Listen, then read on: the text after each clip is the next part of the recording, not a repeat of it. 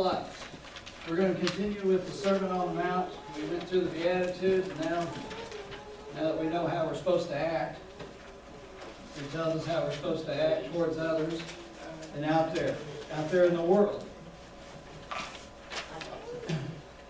In a book that one of the books we studied in our small group, it's called A Different Kind of Crazy. Lawrence Wilson, the author, says this. He says, we're supposed to be different from the world, and that difference is supposed to have a positive effect on the world around us. Today there are over 1 million abortions performed in North America and countless more unwanted children born alive around the world. 25 million people have died of the modern plague called AIDS, leaving 14 million fatherless children. More than 2 million people are held in our prisons, and thousands more are held captive in our prisons of war. These days I notice that Christians don't found many or establish many hospitals or orphanages or reform movements. But we are quite good at establishing television networks, selling books, raising money, and building gyms. We excel at blocking legislation and electing presidents and dictating public policy. Is the salt of which Jesus spoke? Or is this the salt of which Jesus spoke? Is this the light? Are these the good deeds that will cause others to stand amazed at the glory of God? And throughout the book, he liked to point things out that maybe you thought, why are you saying that? But it made you think. And some of those things that he mentioned are necessary and are good. And, whether hospitals are being established, I'm sure that they probably are. I know overseas we probably see more of that than we do here with the mission fields. Orphanages being established. But yet we also see all these other things. Television networks being established, books being sold. Of course, this author wrote the book to sell it, but are we more concerned about that? Raising money, building gyms. Are we really being the salt and light that Jesus commands us to be? And so let us look at this passage of Scripture before we continue. In Matthew chapter 5, and verses 13 through 16, he says, you are the salt of the earth, but if the salt should lose its taste, how can it be made salty? It is no longer good for anything but to be thrown out and trampled on by men. You are the light of the world. A city situated on a hill cannot be hidden. No one lights a lamp and puts it under a basket, but rather on a lampstand, and it gives light for all who are in the house. In the same way, let your light shine before men, so that they may see your good works and give glory to your Father in heaven. So what does Jesus mean when he says to be salt and light? Well, as I was looking at this, I thought, well, some may not like it, but we're going to have somewhat of a science class, I guess, and kind of look at what salt is. And I think it's good. Science is good. There's nothing wrong with some of it. Some of it gets way out there, but it's necessary and good to understand these things. So salt. It is composed of sodium and chloride, or chlorine. Those two elements. And by themselves, they have specific uses. But when you combine them together, they make salt. But the sodium and chlorine, even our bodies need those. We need sodium. We need chlorine. I didn't look to see what that was used for, but our body still needs it. And our body needs salt. But again, by themselves, their uses are limited. But you combine it and make that salt, their uses expand. And we can apply that to the church. Individually, we all have gifts and talents and abilities that we are able to use to a limited extent. But when we come together, as we have even this weekend, and we combine, then our uses, our abilities expand, our opportunities grow, and we are able to do more. As with salt, it is able to do more. As it was mentioned, it is able to melt and do other things. And we'll look at that. As we combine, as we work together, our uses expand. Salt changes its environment by mixing with it, permeating it, and interacting with it. They always say when you're boiling water, put a little salt with it. It's supposed to help it boil faster. Now, I haven't timed it to see if that's true. I usually just go sit down. But I've always heard that. I remember as a kid, when we had to crank the thing to make the ice cream, Dad would put the rock salt in it with the ice to make it colder. He used to have us sit on the top of it, I guess, to keep the thing from coming apart, and crank that thing. Of course, we got tired of waiting on it. Wanted that ice cream. It should have been instant, but we had to work. But that salt made it work faster, made it colder, changed the condition of it. And of course, when we were done, and probably everybody's getting a little hungry now, we were able to enjoy that little tiny container of ice cream, homemade ice cream. I think we're going to be doing something later in the year, so you just have to wait.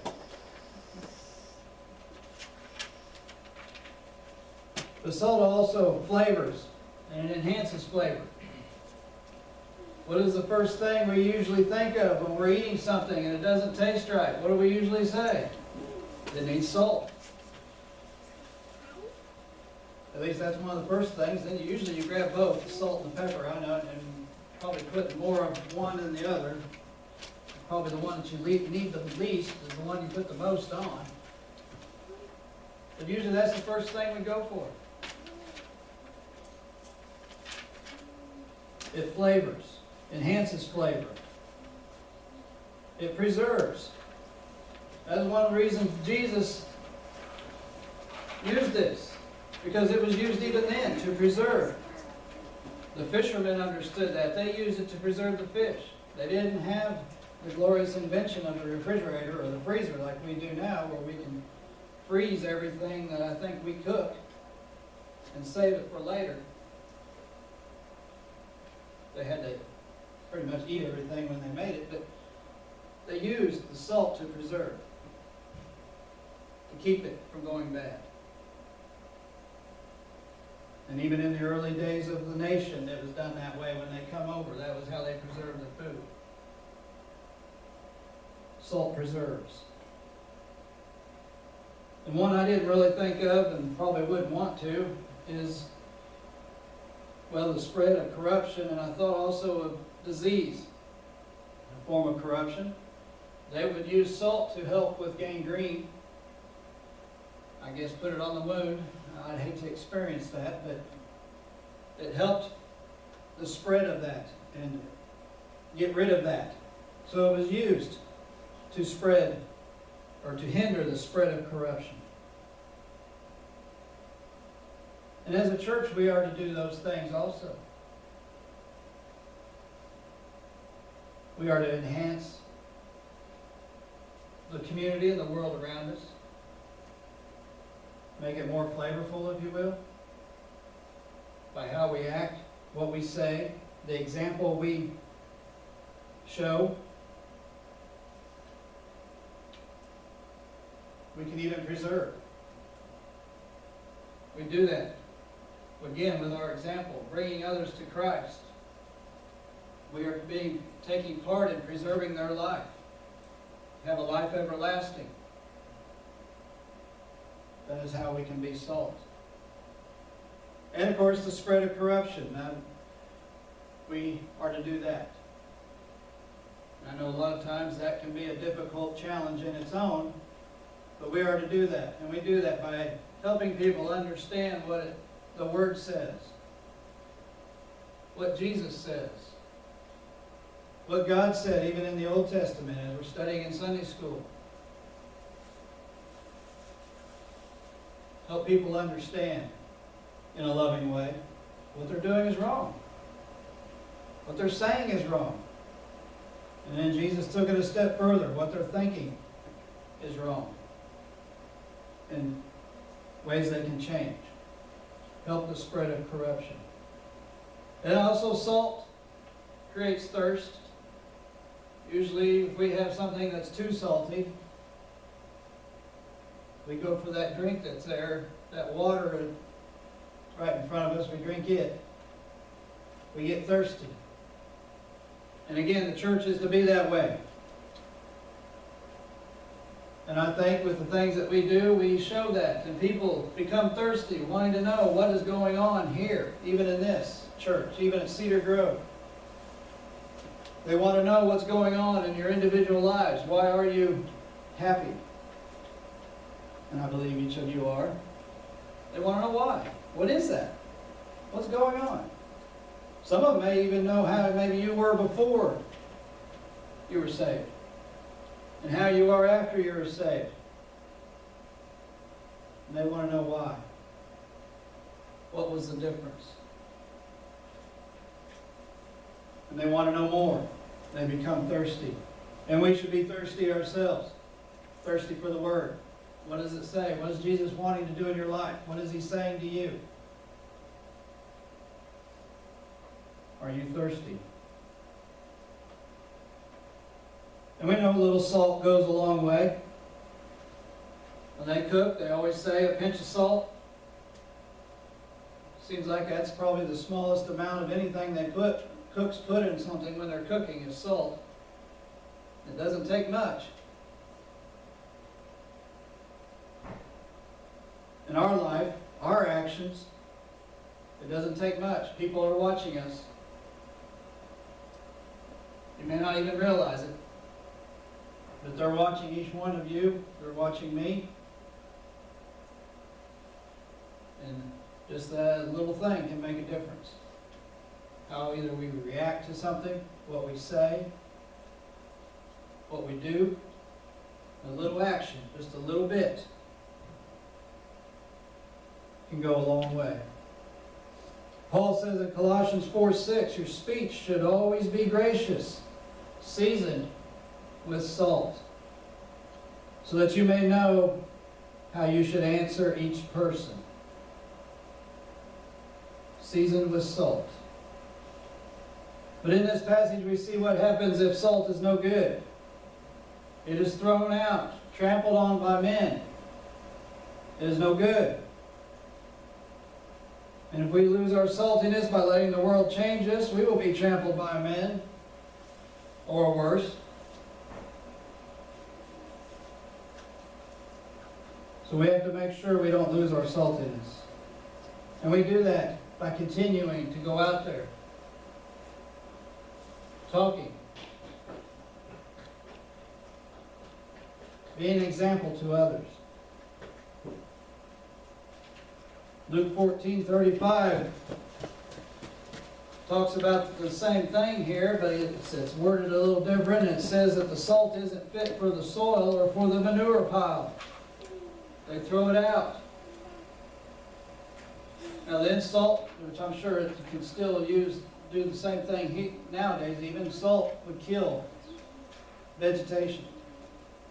They would put it on property or land to kill the vegetation. And it wouldn't be able to even grow anything anymore. Enemies would do that to their land. To kill the vegetation. So Luke uses this, writes this, to point out what Jesus is saying. It isn't fit for the soil or the manure pile. That's something to think about. And when you lose your saltiness, we're not even fit for the manure pile. They throw it out. I can only think of one place that is going to be worse than that. and that being hell. They throw it out. Throw the salt out. And we don't want to be like that. So then the second part, example that Jesus gives. You're the light. Light of the world. Light shouldn't be hidden. Sometimes it can't be hidden. And Jesus says, a city on a hill cannot be hidden. And as we talked about with salt, you can substitute the word church in for this, I think, too. Substitute the word church, or us, for salt, and then for light. The church shouldn't be hidden. A church on a hill cannot be hidden. We know that better than anybody. We can see it when we're coming home and it's dark out from before the fire station. The lights to the church. Especially knowing where it's at. It shines. If I turn on the big floodlights, it probably shines even more. We are not hidden. And the city has lights, we see that. And each one of us are those lights. Think of the street lights that brighten up the city. We can see Alva from here at night. When they have the football games and stuff, we can see that lit up. The lights can be seen from a distance. We are the city and each of us are the lights. And that light, the light, shines through us. Christ, the Holy Spirit in us and shining through us. So now another little bit of science. Light, when refracted through the prism. Probably many of us remember that in school. Maybe even experimented with that. The light shining through the prism. And what did it create? It was a rainbow. Splits that light into the colors of the rainbow. Don't you think God had something in mind when He put that rainbow in the sky after the flood? And to think, those water droplets would change the sunlight and make that rainbow. It's amazing. And we are that way too. As I talked about with the salt and the individual components, each of us are colors of the rainbow, different color, with our gifts and our abilities and what God has called us to do. You can pick whatever color you want. Together, by ourselves, the color is significant, has meaning. Maybe it's your favorite color. But when you put them all together, and we've all experienced the rainbow and seen it, how magnificent it is.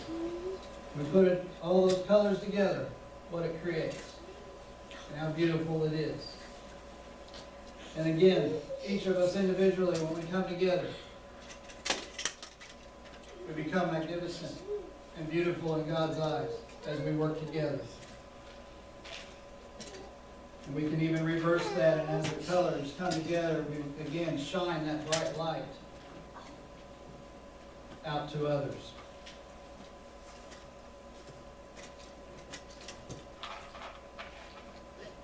Each of us is a different color, but combined we shine forth the glory that is the church, that is Christ. Now, I've preached on this, actually I did it last year. I don't know if it was right after the quail hunt last year or not, but this particular passage I preached on, and I gave the example of a small church. I don't know if it was in England. When it was built, each seat had its own receptacle for their lantern that they brought. And that was the only way the church was lit up, was by their lantern. So if a person was gone, that spot was dark. And so you can imagine what it looked like, or what it would become, if more and more people weren't there. The preacher would be preaching in darkness.